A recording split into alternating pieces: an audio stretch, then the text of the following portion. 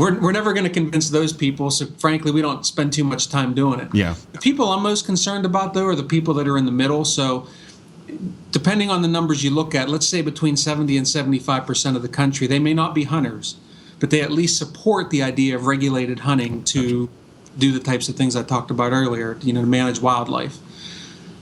They can be very easily influenced by the other side. The other side will put together the commercials. We all see them. They pretend that they're out there trying to protect our pets and so on, but really all of their money is going into these anti-hunting agendas. And even for deer, I can tell you, I live in Columbus, Ohio, and outside the suburbs here, we have deer management issues. And you can see in the local papers here where you'll have somebody chime in and say, well, I just really like to see the deer, and do we really have to kill them, and can we take them away and drop them off somewhere else in somebody else's backyard? For those type of people, we have opportunity because we can explain to them why we have to do it, why sometimes killing a deer is more humane than trying to do something like they're doing on Staten Island right now, and that is actually catching buck white-tailed deer and giving them vasectomies. So that's not very. I'm sorry, what? Yeah, I know, right? I hear you. That's the crazy. It took a second for that to really click. Let's stay there for a little bit. So they're doing what? The V word tends to catch men off guard. So yeah, I hear you. So they're actually, as opposed to just going in and having a call of the deer on Staten Island, or even a regulated hunt, what they've chosen to do is put millions of dollars into giving bucks vasectomies. So they're paying a consultant to come in and actually catch the deer and then give them a vasectomy and put them back out there. Now, there are a lot of problems with this. Number one, if even just a couple bucks slip through, if they're lucky enough to get away, they can breed dozens of does, over the breeding cycle, and still, father many, many fawns, and it keeps going. And also, you still aren't going to be able to keep deer from getting to Staten Island either. So it's just really foolhardy. It's not well thought out. It's based on emotion. And we have to balance the science and the truth with the emotion that these people struggle with. And I get it. Movies like Bambi, deer managers any favors. And as a hunter, as a lifelong hunter, and I speak for a lot of hunters, we care deeply about these animals. We believe in a fair hunt and a fair opportunity, a fair chase hunting opportunity. But we also believe in humaneness. Our goal is a predator, and human beings are predators. People forget that. Our goal is to dispatch that animal as quickly and humanely as possible. Well, in the meantime, you have these anti-hunting groups. What they do is they try to protect coyotes and wolves and so on. We need to have coyotes and wolves. But I can tell you that a coyote or a wolf could care less about the humaneness of how they kill. They'll take their time, they'll enjoy it, and that's not necessarily good for the deer. So human beings are predators, and we tend to be very good and efficient predators. We have opportunity with the people in the middle who understand hunting at least a little bit to get that point across. Gotcha. Now, the irony behind it, at least for me, there's a certain level of hypocrisy that I've noticed for people who are kind of like ill hunting. It's only ill hunting for the animals that aren't cute. If it's not a beautiful animal, if it's not a cute animal, they're perfectly okay with it being killed. However, when it comes to animals that kind of evoke an emotional response, like the deers, the Bambis of the world, and these animals that kind of call to us because they're so beautiful, they're just like, no, stop, right? There's no logic, there's no reasoning or rationale behind it. It's just purely emotion, like you pointed out. What is it that you all, as an organization, can do blatantly that kind of helps, I guess in many ways, call that kind of hypocrisy out? Is that something that you guys engage in, or is it something, or do you kind of count them off as they're just going to be that way and there's nothing much we can do?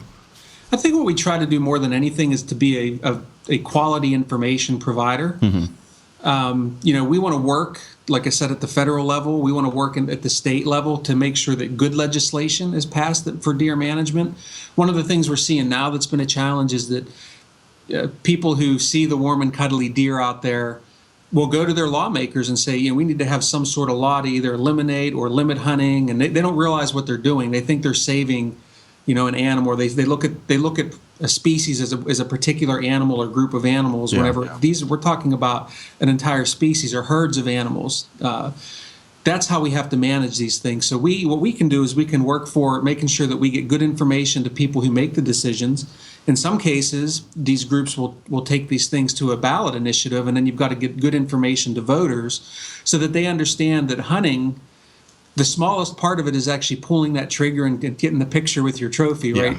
That's just a very small part of the bigger management picture. So we work very hard to make sure that we have good policies out there. And when we see a bad policy, then we're going to rally our fellow hunters and people that understand deer hunting and management and make sure they contact their legislators or even just talk to their neighbors and say, hey, when you vote on Initiative 55 this year, here's why you need to vote this way, because deer management is a big picture issue. Absolutely. Well, we're going to take a quick break, and when we come back, we're going to talk about a little bit more of the specifics of actually hunting and what a lot of people actually feel is almost a spiritual endeavor in many ways. So we're going to take a quick break, and we'll be back.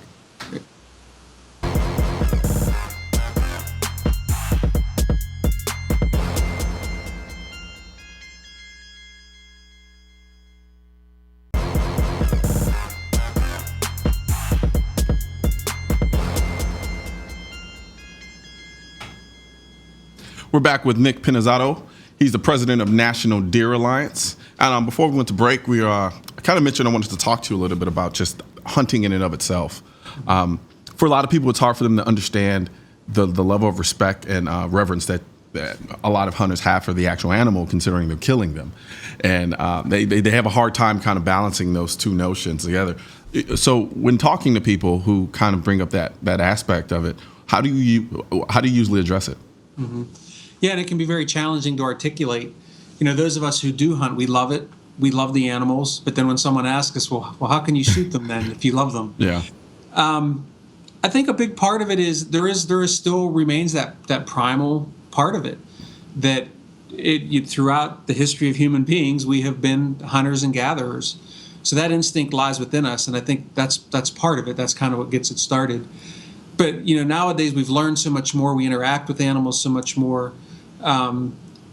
You truly grow to love these animals that you hunt. And we see, as a deer hunter, I may see several hundred deer during a deer season. Yeah. I can tell you this past year, I shot 3 deer. I don't know how many hundred I saw before that. But every one was taken for a purpose. I was seeking a certain type of deer, taken with the greatest care to minimize any suffering. That's hard to articulate to somebody who hasn't been out there. And that's, I grew up with it, so I was lucky.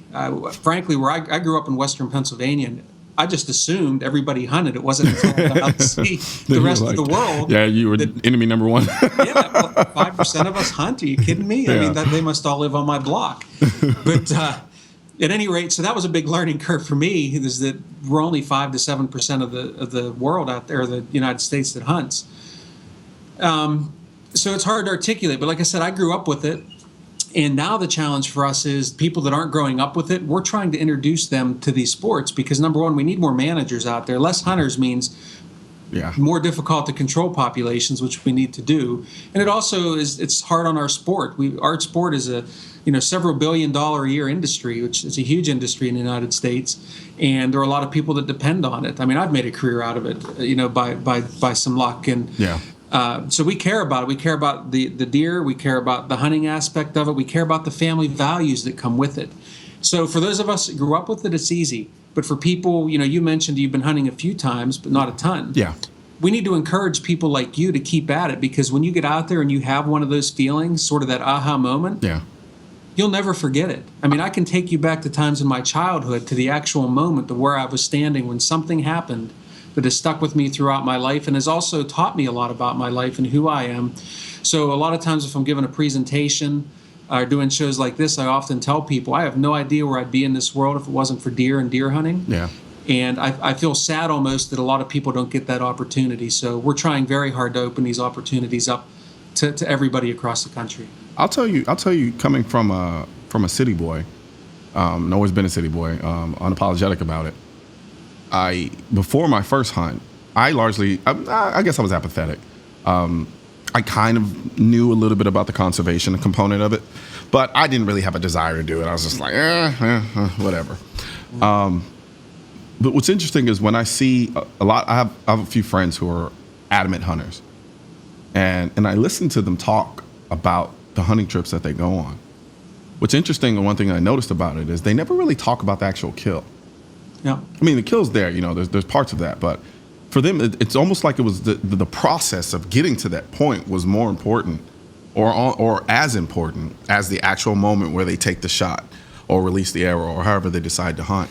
And that for them was just almost how do you say, it was almost like a moment that it was kind of unexplainable, and I kind of envy it in some ways because, like you said, I haven't hit that aha moment because I've largely hunted only boar, and it's only been like maybe 2 or 3 times, and the third time we didn't even see anything.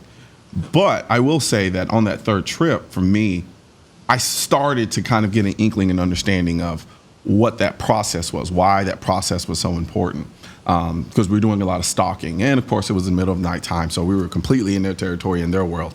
And even though we didn't shoot anything, I walked away having a great time and wanting to go back and do it again. Yeah. And so it's definitely something that you have to experience. And I think a large part of what you guys do on top of the kind of political advocacy is I think it's incredibly important to kind of serve as that fire to get, and that catalyst to get people like me to get out there and this experience once. You know, even if just from an observation standpoint, they just go along, somebody else actually does the shooting. Because I have some friends who refuse to go out. They're like, I don't want to kill anything. I don't want to kill anything. Oh, they'll eat meat all day, but they won't actually go out and shoot anything. And I have to tell them, I was like, just try it once, and see what you think. And so I think you're completely right in that regard, at least for people on my side of things who aren't avid hunters, but kind of have that curiosity, Yeah, I love hearing you articulate that because it's so perfect. Someone like you should actually be helping us articulate our message, because one of the things I think we fail at sometimes as a hunting community is we have a hard time looking at ourselves and how we appear to other people. Uh-huh. We create our own barriers to entry for people who aren't avid hunters. But like you said, get out and try it, and you don't have to become a hunter. Yeah. We try too hard to make new hunters, I think, and as opposed to just introducing people to the outdoors. And maybe you just want to go out. I've seen countless sunrises and sunsets in my life, and I thank God every day that I'm a hunter, because that's what got me out there to do that. Yeah. And I wish more people were out there to see those things, way more than I wish that they shot a deer, or, it's definitely about the journey, like you said. The pulling the trigger, releasing the arrow is the tiniest fraction of that greater moment. And yes, we get ourselves in trouble sometimes because we have our pictures with our trophies, but we should not. We should be proud of those, because that represents the end of the journey, just like a finish line, or something along those lines. So the way you articulated that was beautifully. Oh, thanks. I hope the viewers and the other hunters like me hear that, because that's the type of message and the way we have to carry it out there to recruit more hunters. Yeah. And the weird thing is I've always believed that the symbiotic relationship between the firearm advocacy and hunting lived in many different ways. Of course, yes, you use guns to hunt, but I know for me, when I first started shooting, that's what got me to appreciate being outdoors, because I went from shooting indoors and I kind of outgrew that, and I was like, I kind of want to go out and shoot at a range. Well, the vast majority of the ranges that were outdoor that gave me the freedom I needed to shoot were out in the middle of nowhere. Mm-hmm. And it was only then, when I was out there doing something that I loved, shooting, that I could stop. When I would kind of take a rest and put the guns down and kind of sit back and look at where I was, that's when I started really gaining appreciation for being outdoors. I remember the first time I actually realized how many stars were in the sky was when I was hunting, because I was out somewhere where you could actually see it, versus the concrete jungle where you see nothing but just black sky. Right. So I think what you guys do and what we do here at the NRA, I think they're one and the same in many ways. So I hope you guys continue to go full steam ahead and doing what you're doing. Now, before I let you go, let people know where they can go and sign up, become a member, and do all of that good. Absolutely. Yeah, so you just go to nationaldeeralliance.com. And our membership, I should have mentioned this at the beginning, it's actually free. Okay. We don't charge anything for it. We just need your name, we need your email address, and we need your zip code, so that we can reach out to you the minute there's an issue that you can actually interact on and contact legislators or decision makers about. We make it so easy. We send you the email. All you have to do is go through our advocacy system, a few clicks, and you got a letter sent out to your legislator. That's what we really need. And you don't even have to be a hunter, by the way. If you're watching this, maybe you're just a gun person, not a hunter, you can participate in this as well. We take anybody that wants to advocate for healthy deer and a healthy hunting heritage as well. Awesome. Well, thank you very much, Nick. It's been an incredible pleasure. I'm actually looking forward to getting back out and doing some more hunting. I do have a deer hunt coming up soon. Oh, great. Yeah. So, but then again, the person who says that we're going has let me down a couple of times. Well, if you want to go, I promise I'll never let you down. Fair enough. My contact information. I'd love to take you. So let's Absolutely. plan on that. Absolutely. Thank you very much, Nick, and you have a good one. Thanks. All right.